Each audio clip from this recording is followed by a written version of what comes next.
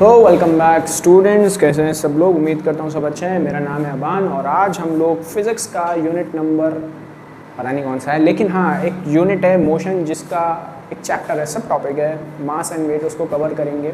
वो भी one shot video में, प्लस डेंसिटी भी हम लोग ख़त्म कर देंगे। केमिस्ट्री का unit 1 state of matter already upload कर चुका हूँ, तो वो भी आप जाके चेकआउट कर सकते हो। तो फिज़िक्स करेंगे for the Cambridge board IGCSE, जिसका कोड होने वाला है 0625 आई थिंक। तो बाकी आपको कैप्शन में थंबनेल में मिल गया होगा क्या उसका सब्जेक्ट कोड होने वाला है। तो शुरू करते हैं अपना आज का टॉपिक, जिसका नाम है मास एंड वेट। आइए, मास एंड वेट तो सुना से इस टर्म में सब है ना, सबको पता है मास क्या होता है, वेट क्या होता है, किसी का बढ़ गया किसी का घट गया, सबको ये टेंशन रहती है ना। बट इनमें डिफरेंस क्या होता है, ये ज़्यादातर किसी को जो तुम्हारे एज के बच्चे हैं, जो अभी फिज़िक्स की डीप थोड़ी फिज़िक्स पढ़नी शुरू करी है, तो उनको डिफरेंस समझ में नहीं आता मास और वेट के बीच में। तो आज यही अच्छे से समझेंगे हम लोग कि मास और वेट के बीच में असल में डिफरेंस क्या है। ठीक है, तो सबसे पहले आ जाते हैं मास पे। मास क्या है? देखो, आप लोगों को पता है कि कोई भी इंसान, कोई भी बॉडी होती है ना, वो मैटर से बनी होती है ना, पार्टिकल से बनी होती है, और वो कुछ ना कुछ स्पेस ऑक्यूपाई करती है। ठीक है, यानी कि कुछ ना कुछ अमाउंट होता है उसको मेजर करने के लिए, एक ऑब्जेक्ट को, एक बॉडी को, या आपको या मुझे या किसी और को भी मेजर करने के लिए एक अमाउंट होता है कि कितना अमाउंट है भाई, इसका क्या मास है, ये कितना ऑक्यूपाई कर रहा है। तो जो अमाउंट ऑफ सब्सटेंस होता है जिसको मेजर कर सकते हैं, उसको तो बोलते हैं मास। मास क्या होता है, लिख लो, मास क्या होता है? Measure of amount of substance. Substance बोल दो या ऑब्जेक्ट बोल दो, है ना, अमाउंट ऑफ सब्सटेंस, ये तो होता है मास। बोलोगे सर वेट भी तो यही चीज़ होती है ना, कैलकुलेट करते हैं आपका वेट है 65 kg, 75 kg, 80 kg, ये भी तो मास ही है ना, ये भी तो वेट ही है ना, दोनों सेम तो चीज़ होती है। डिफरेंस कहाँ है? डिफरेंस कहाँ है इनमें? डिफरेंस आ जाता है इन दोनों की फिजिकल क्वांटिटीज़ के ऊपर। एक हो जाती है स्केलर क्वांटिटी, एक हो जाती है वेक्टर क्वांटिटी।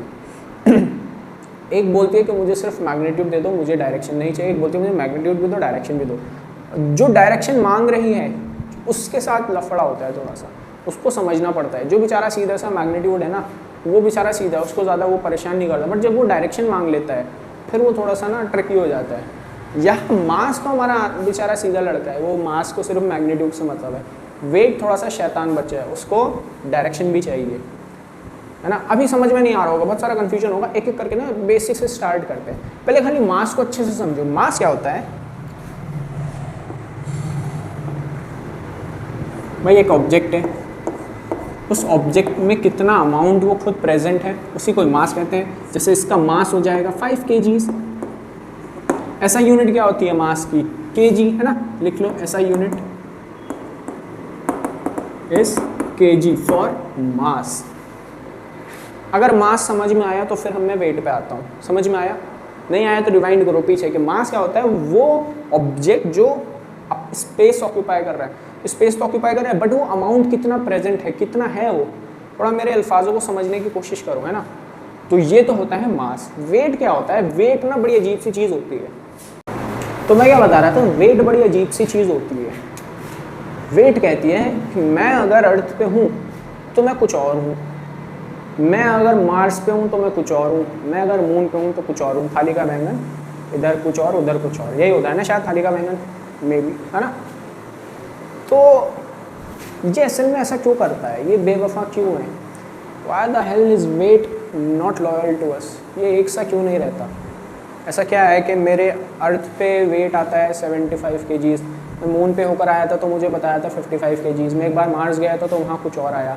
ऐसा क्यों होता है? ये क्यों मेरे साथ एक जैसा नहीं है? उसका सिंपल सा रीज़न ये है कि वेट की स्पेलिंग क्या होती है? WEIGHT। वेट एक्चुअली में क्या है? एक फोर्स है। Weight is a force. ठीक है सर, मैं ये चीज़ बताया आपने। फोर्स क्या होता है भाई? फोर्स अलग चीज़, वेट अलग चीज़। मैं तो वेइंग मशीन पे देखता हूँ, वो तो मुझे बताती है कि इतना kgs वेट है। वो फोर्स कहाँ से हो गया? तुम जब वहाँ खड़े होते हो तो तुम क्या लगा रहे हो? फोर्स लगा रहे हो ना। वही फोर्स के रिस्पॉन्स में तो वो कुछ नंबर देता है, वो नंबर वेट होता है। अब वो वेट कैसे आया? वो एक्चुअली में मिलता है कि जब आप एक बॉडी पे फोर्स लगा रहे हो ना, तो वो फोर्स कैलकुलेट करके आपको बताती है कि वो वैल्यू जो बता रही होती है कि आप कितना इस अर्थ की तरफ अट्रैक्ट हो रहे हो। नहीं समझ में आया? मैं बताता हूँ। वेट क्या होता है? एक फोर्स होती है, और वो कौन सी फोर्स होती है? It's a gravitational force.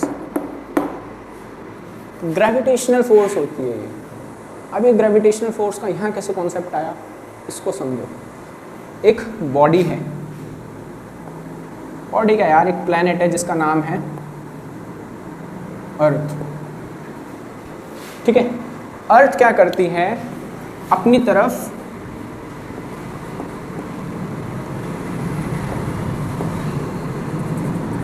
देखो, जादू दिखाता हूँ।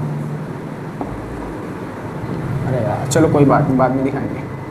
अपनी तरफ अट्रैक्ट करती है किसी बॉडी को। क्यों करती है? ग्रेविटी लगती है। बट वो कितना कर रही है ये डिपेंड करता है उसके मास पे। ये डिपेंड करता है इस बॉडी के मास पे। मास क्या होता है? जिस बॉडी का जितना ज़्यादा वेट, जिस बॉडी का जितना ज़्यादा मास, उतना ज़्यादा पुल होगा वो towards the earth's gravitational field. Earth की सेंटर की तरफ उतना ज़्यादा अट्रैक्ट होगा। समझ में आ रहा है मैं क्या कहना चाह रहा हूँ? कि वेट एक क्या है? ग्रेविटेशनल फोर्स है जो कि अट्रैक्ट करती है बॉडी को किसी दूसरे हेवियर मास बॉडी की तरफ, और वो डिपेंड करता है मास पे। And depends on mass, depends on मास। यानी कि किसी बॉडी का मास बहुत ज़्यादा है तो उसका ग्रेविटेशनल पुल जो होगा, उस पर जो ग्रेविटी की फोर्स लग रही होगी वो भी बहुत ज़्यादा आएगी। समझ में आ रहा है मैं असल में क्या कहना चाह रहा हूँ? कि अगर ये वेट है ना, ये क्या करता है? एक फोर्स है, वो फोर्स किधर की तरफ होती है? अट्रैक्ट करती है दूसरी बॉडी की तरफ आपको, है ना? वो फोर्स कहलाती है ग्रेविटेशनल फोर्स। उसी फोर्स को हम लोग वेट भी बोलते हैं, और वो डिपेंड करता है मास के ऊपर। और क्योंकि ये वेट एक फोर्स है तो इसकी यूनिट होती है ऐसा यूनिट, न्यूटन। क्या होती है ऐसा यूनिट? न्यूटन। और ये न्यूटन जो है, ये जो इसकी वैल्यू है वेट की, वो होती है 9.8 न्यूटन। 9.8 न्यूटन वैल्यू है वेट की। लेकिन ये किस पे अट्रैक्ट, किसके लिए 9.8 होती है? 1 kg मास के लिए। अगर कोई बॉडी, इधर करूं, ऊपर कर दूं,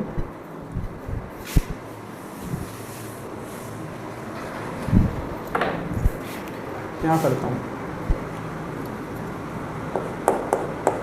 A body of mass 1 kg experiences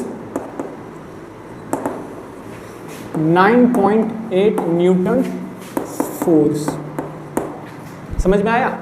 अगर एक बॉडी है जिसका वेट है 1 kg तो वो 9.8 न्यूटन फोर्स से अट्रैक्ट होगी, वो एक्सपीरियंस करेगी 9.8 न्यूटन फोर्स। और वही जो 9.8 है वही एक्चुअली में आपको इसको देखो, सुनो, ये मैं बता रहा हूँ एक बॉडी है जो कि एक्सपीरियंस करती है 9.8 न्यूटन फोर्स। अब ये जो है ना, ये 9.8 ये एक्चुअली में वेट है। क्या है? वेट है। जो आप देखते हो ना, जो आप एक उस पर देखते हो, किस पे, क्या बोलते हैं उसको, मेजरिंग वेइंग स्केल है ना, वेइंग स्केल पे जो आप देखते हो वो एक्चुअली लिख लो यहाँ, जो मेजर होता है वेट, उसको कैसे कैलकुलेट करते हैं? उसको कैलकुलेट करते हैं मास इंटू 9.8 से। कि अगर किसी का मास 10 kg है, उसको 9.8 से मल्टीप्लाई करा दो तो अराउंड कितना हो जाएगा? 100 या 98 के, है ना, 98 न्यूटन। ये वेट है आपका, ये वेट है। तो मास कैसे मिलेगा भाई? मास सिंपल सी बात है इसको इससे डिवाइड कर दो तो आपको मास मिल जाएगा। देखो जो आप वहाँ देखते हो ना मेजरिंग स्केल पे, वो क्या रहता है, वेट अपॉन, ये लिख देता हूँ, मेजरिंग स्केल गिव्स यू, क्या देता है, जो आपका वेट आया ना, वेट डिवाइड बाय 9.8 कर देता है। ऐसा क्यों करता है वो, क्योंकि जब आप खड़े हो ना मेजरिंग स्केल पे, तो आप फोर्स लगा रहे हो उस पे फोर्स लगा रहे हो उस मेजरिंग स्केल पे, तो वो मल्टीप्लाई हो रहा है 9.8 से, आपका मास मल्टीप्लाई हो रहा है 9.8 से। मेरे को मास जानना है तो उस 9.8 को कैंसिल करना पड़ेगा, तो इसके मैं यहाँ डिवाइड कर देता हूँ। वेट क्या होता है, मास इंटू 9.8, ये तो वेट होता है। तो यहाँ से मुझे 9.8 हटाना है ताकि मुझे मास मिल जाए, तो मैं 9.8 को डिवाइड कर देता हूँ, फाइनली मुझे मास मिलता है। समझ में आया? That is how we find out the mass. Okay, चलो तो यहाँ से एक छोटा सा भी, तो मुझे लगता है सब समझ में आया होगा, मास और ग्रेविटी के बीच में डिफरेंस। यहाँ से एक छोटा सा रिलेशन आ जाता है वेट और ग्रेविटी के बीच में। देखो फोर्स अभी आप पढ़ोगे, फोर्स का फॉर्मूला होता है मास इनटू एक्सेलरेशन। ये भी पढ़ोगे, अभी नहीं पढ़ा होगा, आगे पढ़ोगे, ठीक है। फोर्स मेरी यहाँ पे है, कौन सी फोर्स लगा रहा हूँ मैं, वेट लगा रहा हूँ, है ना। तो यहाँ मैं फोर्स को रिप्लेस कर दूंगा W से, मास मेरा एज इट इज रहेगा। एक्सेलरेशन कौन सी हो जाएगी, ग्रेविटेशनल, ठीक है, ग्रेविटी। तो वेट का फॉर्मूला बन जाता है mg। अगर वेट निकालना है तो मास इंटू ग्रेविटी, वही करा था मैंने जो पहले करा है ना, वहीं से। तो वेट मुझे देता है मास इंटू ग्रेविटी, और ग्रेविटी की वैल्यू क्या होती है, g की एक्सपेरिमेंटली मिली 9.8, ये हमने फाइंड आउट करी, ठीक है, मीटर पर सेकेंड। तो यहाँ से अगर आपको मास कैलकुलेट करना है, वही जो भी करा, mass is equals to weight upon g, ठीक है, तो मास मिल जाएगा। बस यही अपना इसके बारे में था। उसके साथ एक और टॉपिक आ जाता है, वो क्या है,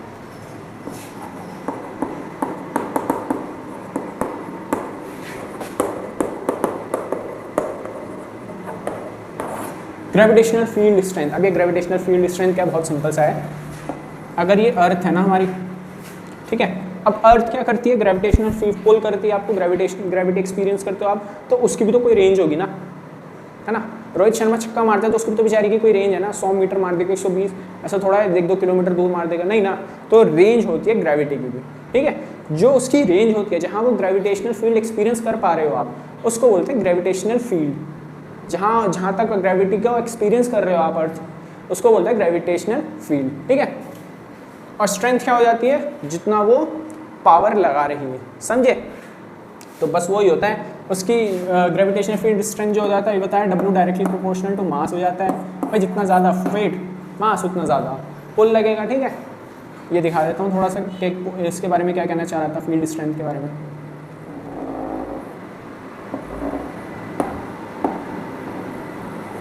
कुछ ऐसे मान लो एक इमेजिनरी लाइन इमेजिन करो आप अर्थ के चारों तरफ, ठीक है। वो फील्ड के अराउंड क्या होगा, जी एक्सपीरियंस कर रहे होंगे आप लोग, ठीक है। तो यही आपकी ग्रेविटेशनल फील्ड कहलाती है, कि जहाँ तक आप ग्रेविटी को एक्सपीरियंस कर रहे हो। जहाँ तक नहीं कर पा रहे फिर वो आपकी पता आउटर स्पेस हो जाता है, हमको नहीं पता वो जगह क्या कहलाती है, समझे। लेकिन जहाँ तक कर रहे हो उसको ग्रेविटेशनल फील्ड कहते हैं। जो स्ट्रेंथ आपको लग रही है, जो महसूस हो रहा है, उसको ग्रेविटेशनल फील्ड स्ट्रेंथ कहते हैं, ठीक है। तो आई थिंक ये तो हमारा खत्म हो गया मास एंड वेट, ठीक। ओके, तो इस वीडियो का लास्ट टॉपिक जो होने वाला है वो है डेंसिटी। डेंसिटी क्या है, बहुत अगर इजी वर्ड्स में उसको ख़त्म कर दूँ डेंसिटी को, तो वो होता है कि एक जगह पे कितना मास आके इकट्ठा हो रहा है, ये डेंसिटी होता है।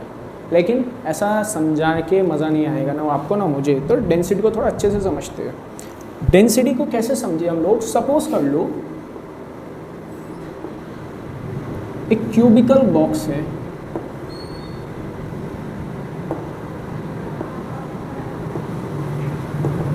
ठीक है। एक क्यूबिकल बॉक्स है, ठीक है। उसका जो डायमेंशंस है वो डायमेंशंस हैं 1 centimetre by 1 centimetre by 1 centimetre, यानी कि इसकी जो वॉल्यूम होगी वो हो जाएगी 1 into 1 into 1, that is 1 centimetre cube. Volume निकालना आता ही है ना, तो ये इसकी एक बॉक्स की डायमेंशन है, वॉल्यूम है। अब मैं क्या कह रहा हूँ आपसे कि मैंने क्या करा, इस बॉक्स के अंदर, वेयर इज़ माई चॉक, इस बॉक्स के अंदर एक लेड लाया, मैं, लेड पता है ना, लेड एक एलिमेंट होता है, लेड लाया और उस लेड को मैंने इस बॉक्स के अंदर भरना शुरू करा,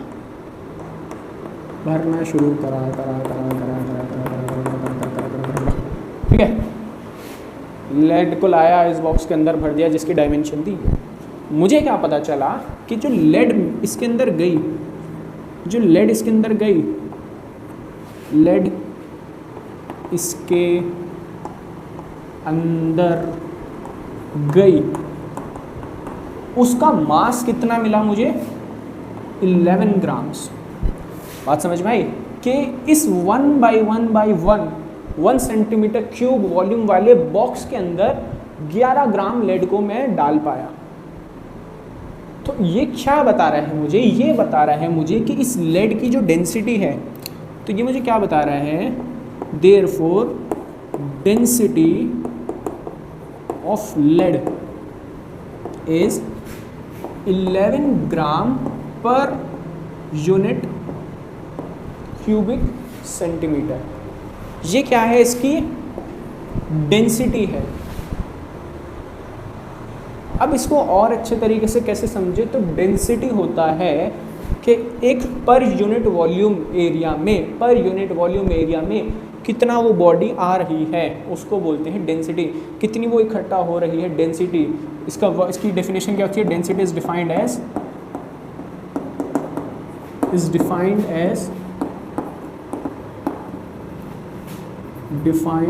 as mass per unit volume, area नहीं, volume, mass per unit volume. यानी कि डेंसिटी होती है, डेंसिटी को कैसे डिफाइन करते हैं, रो से, इसको बोलते हैं रो। डेंसिटी को ऐसे रिप्रेजेंट करते हैं, ठीक है। डेंसिटी बताती है कि कितना मास इकट्ठा हो रहा है पर यूनिट वॉल्यूम में, जिसकी ऐसा यूनिट बन जाती है क्या, मास की होती है केजी, वॉल्यूम की होती है मीटर क्यूब या सेंटीमीटर क्यूब, तो उसको बोल देते हैं हम मीटर क्यूब कर देते हैं ना, मीटर क्यूब। तो डेंसिटी हो जाती है मास पर वॉल्यूम और उसकी ऐसा यूनिट हो जाती है किलोग्राम पर मीटर क्यूब। ये क्या बताती है कि कोई बॉडी कितनी डेंस है, कितनी हैवी है। जैसे पानी कितना डेंस है, क्रीम कितनी डेंस है, ऑयल कितनी डेंस है, कितनी हैवी है वो। अगर एक ही, इसका बहुत सिंपल से एग्जांपल दूं मैं, एक बॉटल लो, बेसिक सी बॉटल ये रही मेरे पास, ये बॉटल लो, ठीक है। इसके अंदर पहले सेम अमाउंट का वाटर भरना, ठीक है, और उसको मेजर करना, फिर इसके अंदर सेम मतलब लेवल तक ऑयल भरना। क्या क्या करना है, सबसे पहले इसमें वाटर भरना और इसी सेम डायमेंशन वाली वाटर में ऑयल भरना। तो आप देखोगे दोनों का मास जो है वो डिफरेंट आएगा, दोनों का वेट डिफरेंट आएगा। क्यों? क्योंकि एक बहुत हैवी है, एक बहुत डेंस है, ऑयल बहुत डेंस है, वाटर बहुत लाइट है। तो इस वजह से वाटर का जो मास होगा, जो वेट मिलेगा आपको कम मिलेगा, बट जो आपका क्या होगा ऑयल, उसका जो मास होगा वो ज़्यादा मिलेगा आपको। That is density. समझिए? तो ये बात समझ में आई? तो इसका फॉर्मूला नोट कर लो यहाँ पे अच्छे से। डेंसिटी का फॉर्मूला होता है m/v, ठीक है।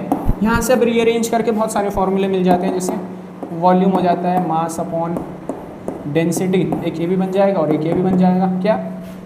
मास is equals to density into volume. तो कोई भी फॉर्मूला अकॉर्डिंग टू क्वेश्चन आ जाए यूज़ करके सॉल्व कर लेना, ठीक है। चलो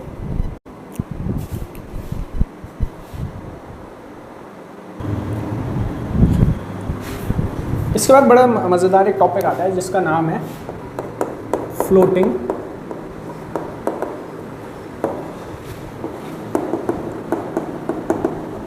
एंड सिंकिंग, तैरना और डूबना। तो फ्लोटिंग और सिंकिंग, पानी में क्या डूबेगा क्या तैरेगा वो कैसे पता चलता है, क्या चीज़ डिफाइन करती है? देखो, मान के चलो, अरे यार अच्छे से बनाता हूँ, एक ना टब लिया आपने, ठीक है, और उसके अंदर क्या भर दिया? वाटर।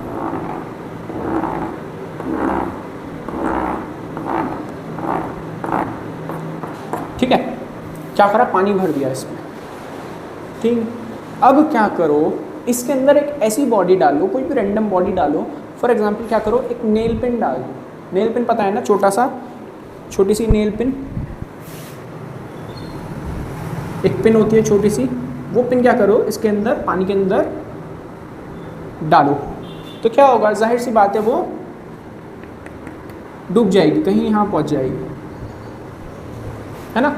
लेकिन अब क्या करो, अब एक काम करो, एक एक एक एक एक बैलून लो, ठीक है।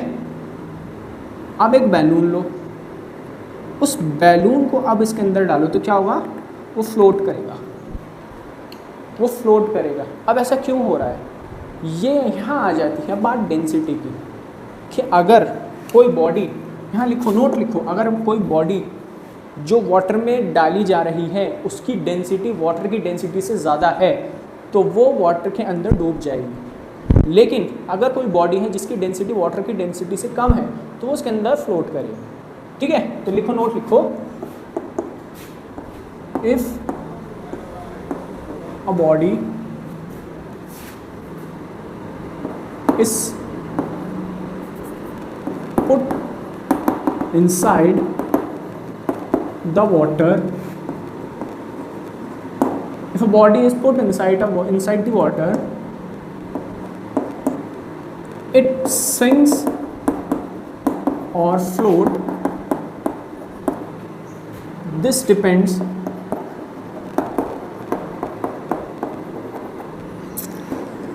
on its what, on its density, ठीक है। कोई भी बॉडी जो डूब रही है, तैर रही है, उसकी वो डिपेंड करता है कि उसकी जो जिस लिक्विड में है वो है, नॉट ओनली इन वाटर, किसी भी लिक्विड में है उसकी डेंसिटी क्या है उस पर डिपेंड करता है। जैसे if the body placed inside the water has greater density than water, then it will sink in the water, ठीक है। अगर वो बॉडी का डेंसिटी बहुत ज़्यादा है, किससे, वाटर की डेंसिटी से, तो वो सिंक करेगा, ठीक। else if the condition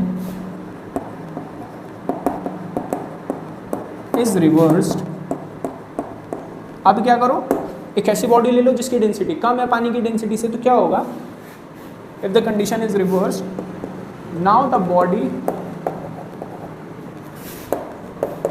will start to float on the water surface। दिख रहा है ना नीचे का, नहीं दिख रहा तो कैप्शन आ गए होंगे, नहीं दिख रहा है, बहुत बढ़िया दिख रहा है, ठीक है। तो ये चीज़ याद रखो। जैसे इस केस में क्या हुआ, ये मेरी क्या थी, आयरन पिन, उसकी क्या थी, डेंसिटी ज़्यादा थी, तो क्या हुआ, इट सिंक्स, ठीक है। ये क्या था, balloon, density was low so it floats. समझ में आई बात, वो डेंसिटी का खेल है, डेंसिटी जिसकी ज़्यादा वो डूब जाएगा, जिसकी कम वो रह जाएगा। जैसे हीलियम है ना, एग्जाम्पल इसका एक और ले लो, हीलियम गैस बैलून फ्लोट्स। ये हीलियम गैस के बैलून देखे हैं ना जो उड़ते हैं हवा में, ऐसा क्यों होता है, क्योंकि उसकी डेंसिटी जो रहती है फ्लोट्स, उसकी डेंसिटी जो रहती है कम रहती है हवा से, है ना। So helium gas balloon floats due to lighter density than air. Air की डेंसिटी से कम रहती है तो बेचारी तैरती है, और क्या, ठीक है। तो इसी में कभी कभी पूछ लेते हैं, तो बताओ जो शिप है वो सिंक क्यों नहीं करती, वो भी तो आयरन की होती है ना। तो आयरन की शिप क्यों नहीं सिंक करती, क्योंकि जो उसका एरिया है ना वो स्प्रेड आउट कर दिया जाता है ना। वो ऐसा नहीं छोटी सी पिन नहीं करते। देखो डेंसिटी बढ़ाने का तरीका क्या है, डेंसिटी को कैसे बढ़ा सकते हैं, वॉल्यूम को, बहुत सारा मास को एक जगह इकट्ठा कर दो, और डेंसिटी कम करने का तरीका उसको स्प्रेड आउट कर दो। डेंसिटी क्या होती है, मास पर यूनिट वॉल्यूम, है ना। अगर यहाँ मास है मेरा 1 kg और वॉल्यूम कितनी है 1 मीटर क्यूब, तो क्या होगा, डेंसिटी हो जाएगी 1 किलोग्राम पर मीटर क्यूब, ये डेंसिटी हो जाएगी, बहुत ज़्यादा है। लेकिन इसी 1 kg को क्या करो, 1 kg को स्प्रेड आउट कर दो, किसमें स्प्रेड आउट करो 10 मीटर क्यूब में, तो अब कितनी हो जाएगी 0.1 kg पर मीटर क्यूब। तो डेंसिटी कम हो गई। अब डेंसिटी कम हो गई तो क्या होगा, फ्लोट करने लगेगा वो जो भी रेस्पेक्टिव आपका लिक्विड होगा। सो इसलिए शिप सिंक, इसलिए जो हमारी शिप होती है ना वो सिंक नहीं करती, क्योंकि स्प्रेड आउट कर दिया हमने मास को, बट उसको एक जगह इकट्ठा कर दो तो सिंक कर जाएगा, समझे। सो आई थिंक यही था आज की वीडियो के लिए। आई होप समझ में आया होगा। कोई भी अगर डाउट है थोड़ा सा भी तो आप कमेंट में पूछ सकते हो। इवन इंस्टाग्राम पे भी मैं हूँ तो वहाँ भी फॉलो कर सकते हो, वहाँ भी डाउट पूछ सकते हो। इसके अलावा अगर वीडियो अच्छी लगी है तो लाइक करो और सब्सक्राइब भी कर दो। मिलते हैं नेक्स्ट वीडियो में, और बहुत जल्द आपके सारे 1 शॉट्स भी आ जाएंगे।